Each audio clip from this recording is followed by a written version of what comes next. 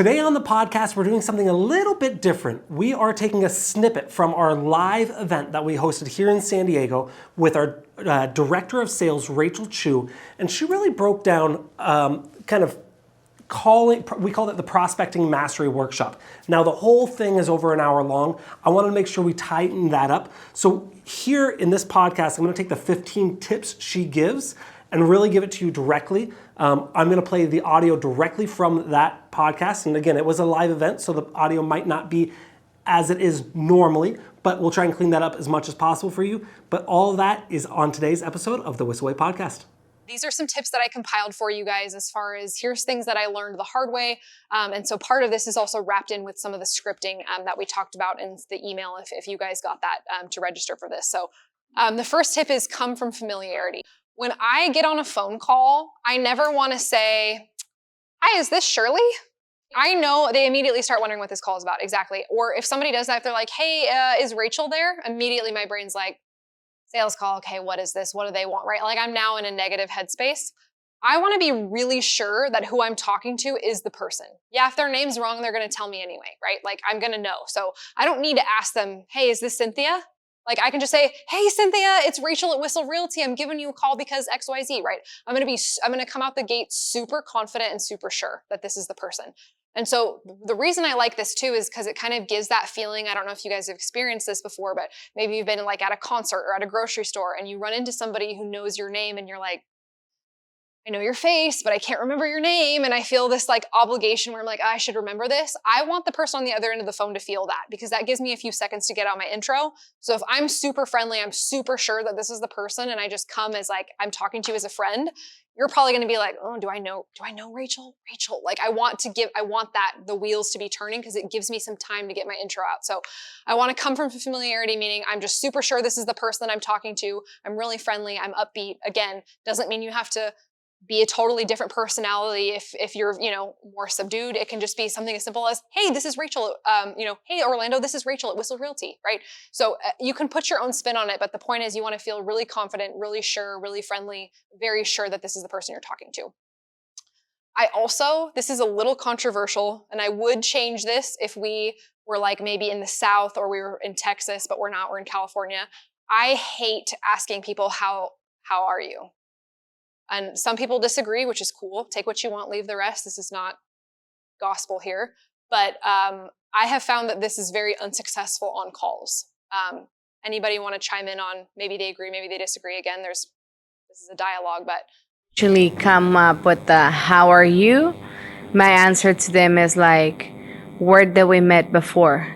Yeah, you're like, yeah, okay, I'm good, whatever. Like, yeah, I know it's a sales call. Yeah, it again, kind of goes back to that. And it's kind of disingenuous. I don't know about you guys, but like, if I don't know you, I probably don't care how you're doing. If it's a follow-up call and I know you, yeah, it's appropriate.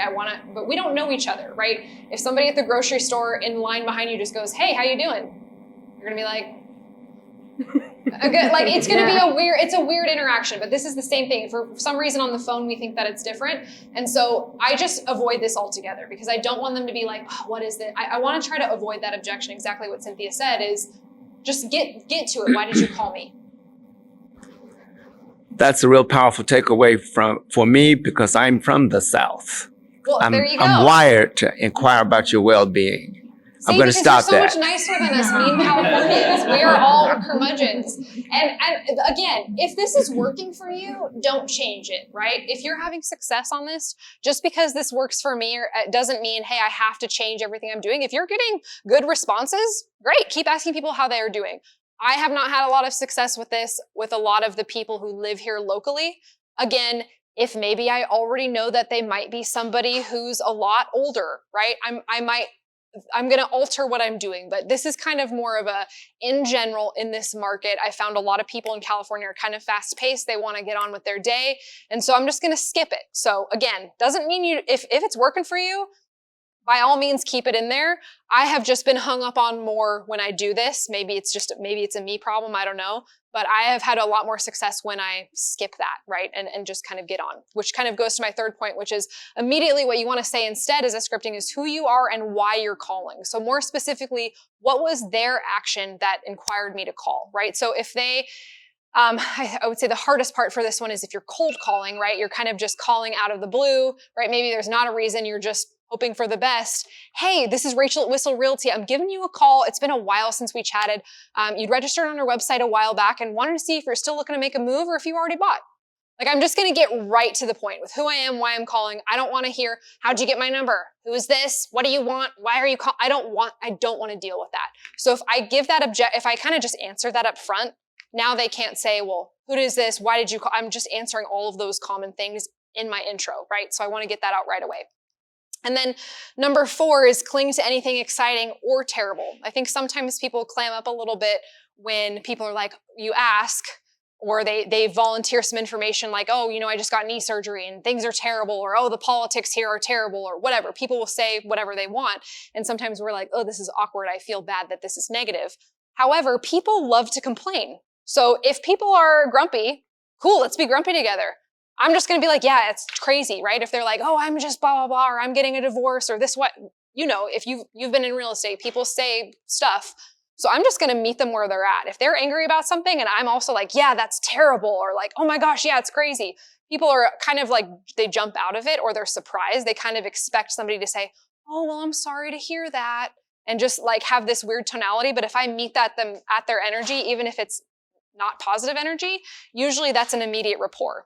Same thing for something exciting. I've listened to calls where trying to do some coaching for people, and even like really good agents, I myself, I'm sure have done this too, and at some point where somebody will say something good that's going on in their lives, and our next question is, oh, that's great. So how many bedrooms are you looking for? And we just kind of like tunnel vision it because we're like, okay, but if somebody, a good kind of rule of thumb that helps me remember this is, okay, if somebody gives me information I did not ask for, I didn't ask about this, they're giving me extra details, that's my layup for rapport that they want to talk about it. If you want to tell me that your son's getting married and you're excited about it, I'm not going to say, oh, that's cool, and move on, right? A lot of times we do this because we're like, okay, we have to get off the call. They don't want to be on the call with me. I have to get my questions. But if somebody's volunteering that information, they want to talk about it. So give them that opportunity. Oh, that's so exciting. Great. Like, let's do a little detour. So whether it's a good or bad thing, you can cling to that either way. Don't be afraid if people are grumpy. When you kind of match them at like that same grumpy energy, or you're excited with them, it's an immediate rapport builder. And now I don't have to think, what do I talk to you about to make you like me, right? Or how do you feel? Like, it's just obvious. They tell me what they want to talk about. Number 5, you want to listen to understand, not to respond. So I have heard this in a various amount of ways, and this never really clicked for me. I was like, well, yeah, of course I want to listen to understand people. But I think the thing that finally made this sentiment click in my head was, if I'm having what I call like mind chatter when I'm listening to somebody, which I define as, let's say somebody's talking to me and in my head I'm thinking, okay, when they're done telling me about X, Y, and Z, I want to ask them if this is the only area, and I want to make sure that I confirm that this is on tax work. And I'm having this like internal dialogue. I'm no longer listening to understand. I'm listening to respond, right? I'm just waiting for them to get over with what they're saying. And so for me personally, something that helps me do this when I'm on calls is I'll just like tap the desk, or I'll do something with my body to help me like stay in the moment, especially if you've been on calls for a while and you're kind of maybe dragging a little bit.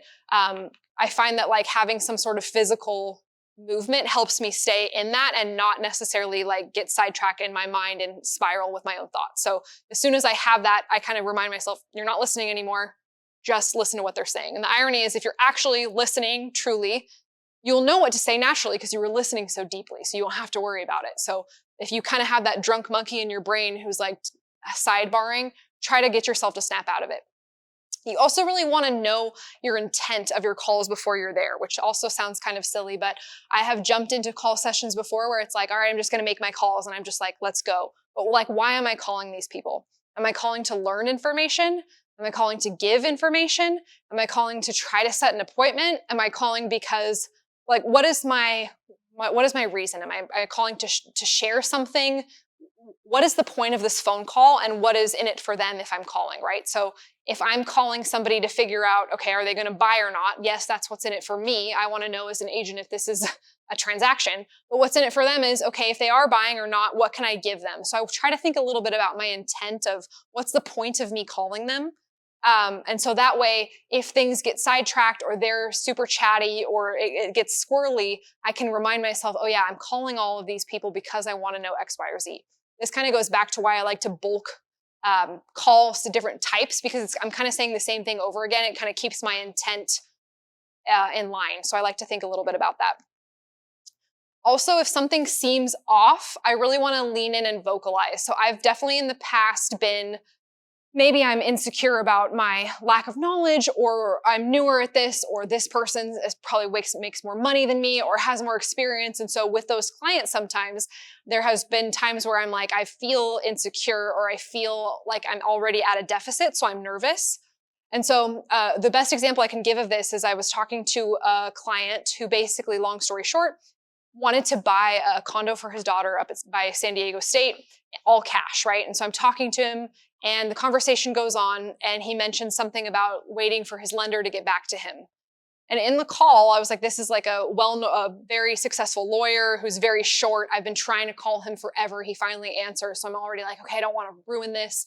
And he mentions this, and in my mind, I'm like, oh, he said he wanted to pay cash, but then he said this pre-approval, and like, if I don't say something, like, what if he thinks I'm stupid? Like, I'm having this dumb mind chatter about how he thinks of me. But I just go for it and I say, hey, I'm so sorry. I want to make sure I understand where you're coming from. You mentioned you're looking to pay cash, but I heard you kind of sidebar about pre-approval. Help me understand a little bit more about that. And he goes, oh, I'm so sorry. And just opens up. He goes, actually, yeah, I'm looking to also buy a vacation home for us up in La Jolla. Blah, blah. I'm like, cool. I'm so glad I asked. Like, I can't believe I almost blew that and just sent him like condos when he's actually shopping for 2 properties, all because I was afraid of him thinking I was stupid. So that was like a huge, like, I still remember that to this day, thinking that was like so silly of me. Why did I not just say it? But I think sometimes in the moment, if we think that somebody's maybe above us, or they're a personality that we're worried about maybe rejecting us, we may be more likely to kind of just try to skirt under the radar. But if we're not leaning in, we're not really getting to know them. Number 8, I want to disarm by acknowledging. So I prefer to not handle objections if I can help it. I would rather preventatively think about them, right? That's why you go to all those things, right? You go to the dentist so you don't get cavities versus waiting. I want to try to disarm by acknowledging what I might hear. So for example, if I'm cold calling, or I'm calling leads who are colder, or they haven't really been active, but I'm like, oh, I should call them, I'm going to just anticipate what their objection might be, which is what are they, do you think they're probably not looking, right? Like, they're probably not doing anything. So when I call them, I'm going to say, hey, this is Rachel at Whissel Realty. I'm calling because a while back you looked on our website and was wondering if you're looking to make a move soon, or if you were just kind of browsing, right? A lot of people, oh, I'm just looking, I'm not interested right now, right? If I make just looking, or just browsing, or just casually checking things out an okay answer, you can't say, oh, yeah, I'm just looking by. Now it's like, well, yeah, I'm just looking. Cool, what are you looking at? That's awesome. What neighborhoods? Tell me a little more about. That's awesome. Are you looking for, whatever, I can answer any question. You looking in this neighborhood? What have you noticed about the houses you've seen? Right, I can kind of spin off any question, and now that's an okay answer, because I'm not a salesperson pressuring them that they have to buy now, right? Because that's what they think when they ask, right? This person's hoping I buy now. Well, if I make that not buying now one of my paths, right? Now we can just talk about that, and I can continue the conversation. Number 9 is I always want to next step people, right? I want to always have a next step. So one of, I think, the worst things, and I have been very guilty of this myself too, is I'll end a call and say, well, sounds like you're not ready right now. I'll circle back with you in a couple months and we'll go from there. Who has said something like that before to a lead? It's very weak, and it sucks, because it's like I kind of feel like I didn't do anything. You kind of feel it just, it doesn't feel like we had a purpose behind that. So instead, I want to next step. When am I going to call them next?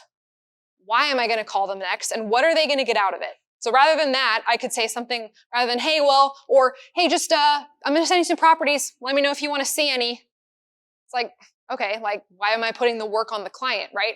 So instead, I want to next step really specifically. Well, hey, it sounds like you're not looking right now. Thank you so much for kind of sharing with me what you are looking for. I appreciate you, taking the time there. From here, if it's okay with you, I'd love to give you a call in a couple months just to touch base. I know sometimes timelines can change, and that way, in the meantime, I can send you some properties that might be a fit for when you are ready. I'd love for you to check those out when you have the time and give me some feedback. So I'm sending you valuable stuff in the meantime. Would you be open to that? Like, that's so much of a better, clean, like, I have a reason to call them. I know what the plan is. You're going to send me stuff. I'm going to call you in a couple months, right? I have a very clear, this is what's going to happen. So I'm not left feeling like, well, what was the point of that call, right? So I want to give very clear next steps of what I can expect. The other thing is beginning and end matter most. So this is very comforting to me because the middle of the call or the interaction can be just okay, or I can forget to ask some questions. But if I have a really solid opener, I won't get hung up on. And if I have a really strong next step close, people will feel good about the call. So if you're looking to up your game in your sales skills, I wouldn't even worry so much about the qualifying questions you're answering. Let the conversation go where it is. Micro script your opener. If you have a partner, if you know somebody, really go back and forth, hear different openers until you feel really solid about yours. It makes a huge difference if you're prospecting. You want a really strong opener, right? Tweak that. Work on the tonality, try different wording, make it feel natural to you, and really iron out some closes. Maybe you literally write them down on a piece of paper that you have as you're prospecting. So it's like, hey, if depending on this situation, I might say this. So it's really buttoned up. But the middle of the call doesn't matter. You can have a chance to talk to them later. But if you have a strong opener and a strong end, it kind of cuts down on all the stuff you have to remember. Number 11 is my favorite tie down for scripting. And that's if I could, then the ellipsis is for insert your motivation. So if I could find you a 3-bedroom in La Mesa that fit your price range, or if I could, if I could net you $1 million on your property, would that work for you? I love this because it's super easy to say yes to. Sometimes people will say, well, would that benefit you? Or would you be interested in that? And it's just a little bit too salesy. I kind of liken it to if somebody asks me over the weekend and they're like, hey, we're throwing a barbecue at 2:00. Can you make it? My probably immediate reaction is going to be like, well, maybe, I don't know. I don't want to commit to that. Versus if someone says, hey, we're having some people over at some point in the afternoon this weekend. I don't know. Would that work for you guys? I'm probably going to be like, yeah, that'd probably work for me. I'll let you know. That's way more of a yes than a maybe because my language was just so much easier to say yes to. So this isn't the only one you can use. You can try out different tie downs for things, but we want to get our clients saying yes to us. And so this one I found a lot of success with because it's direct enough that I have their motivation, but it's not saying, hey, well, would you want to work with me if I did this? Or would you buy now if I did this? It's just, hey, would that work for you? And so I love this one just because it's really easy to say yes to. Number 12, I want to use their name. That's kind of a basic sales one, but I try to make a point of course, always saying their name in the intro. I don't just want to say, hi, it's Rachel. I want to say, hi, Shirley, it's Rachel. I want to say your name, and I for sure want to say it again towards the end. My general cadence is I usually like to say it at the end of the call where I'll say, you know what, well, thanks, Katie, so much for, chatting with me, right? You smiled a little bit. This is a totally fake interaction, but saying somebody's name makes them feel good, right? Even in this simulated situation. So I always want to do it at least twice just because it helps them kind of jog them back into memory. Number 13 is kind of to know your unique value proposition. Usually this is more commonly in sales as unique selling proposition, but I always try to think of things in terms of value versus selling just because that feels better to me. So what do I bring as an agent? Whether you have certain perks within your brokerage or your team, or it's just, hey, what do I bring that other people don't? I would want to make sure that I could answer that question. What is special about you as a person? Why should somebody want to work with you? Whether that's background experience that you've had that you can relate into how that helps, whether that's, I know I'm an amazing communicator and I will get back to people sooner than other people, or I'm an amazing negotiator because I've had experience doing X, Y, or Z, or I have more market knowledge than a lot of people because I've lived in San Diego forever, or I've done X, Y, or Z, or I've done property management, so I understand a lot more about helping people who want to buy investment properties, right? There's a ton of different answers, but if you don't know how to answer this, you're not going to be able to articulate this very well, and clients may not understand why they should work with you. There's over 30,000 realtors in San Diego. So if you don't really strongly know what that is, a great exercise to figure that out is literally write it down, and it feels weird. But what are things about you that are great? What are things that you feel proud about of your own personality, of your background? What do you think you're really good at? Craft that into why somebody should work with you. And that will really help up your confidence as you're talking to leads. And also you'll naturally weave that in more often with people, and people will be more inclined to work with you. So if you're not sure what that is, or if I were to put you on the spot and ask, and you were if your first thought is, well, I don't know, I would highly recommend literally bullet pointing it. What are things about me that are different than other people, or things that I know that I have strengths in? Last but not least, be a human. All I kind of mean by this is I could probably reword that now that I'm looking at this. It's kind of weird, but Like if you maybe send them the wrong calendar invite day, or you make a mistake on something, I in the past have been like, oh, maybe somebody won't notice and I'll just like change it. I'm glad I've grown out of that. Now when I make any mistake, I usually just say, hey, I'm sorry, here's what I did. I'll take radical ownership of it. And people appreciate that so much more. It might feel like, oh, they won't trust me anymore, but it makes you more relatable. Number 15 is identifying your DISC profile. I'm not sure, raise your hand if you guys have heard of or are familiar with DISC profiles. Maybe not, maybe some of you. We could do a whole nother event on this, but if you haven't, I'd recommend Googling it. This is my personal favorite profiler for working with clients, just because it identifies behavior. Personality doesn't matter as much, but this is more about how do people behave in situations. And so if you're kind of aware, okay, this personality behaves this way, this one behaves this way, it's going to be a lot easier for you to relate to people. And last but not least, asking for the business is huge. I recently just felt the pain of this, which I'm not even taking my own advice. My aunt and uncle bought a place in Arizona recently. I have a great relationship. I love them. They're great people.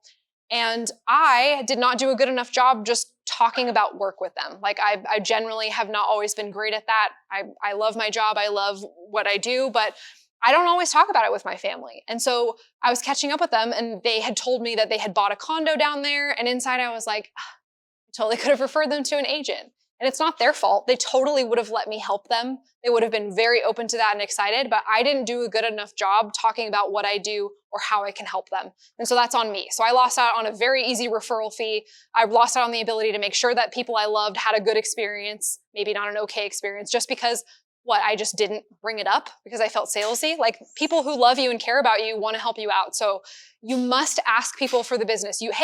Let people know how you can help them, right? Do your friends and family know that you do this? Do they know what that means? Do people know who are out of state know that you can help them, right?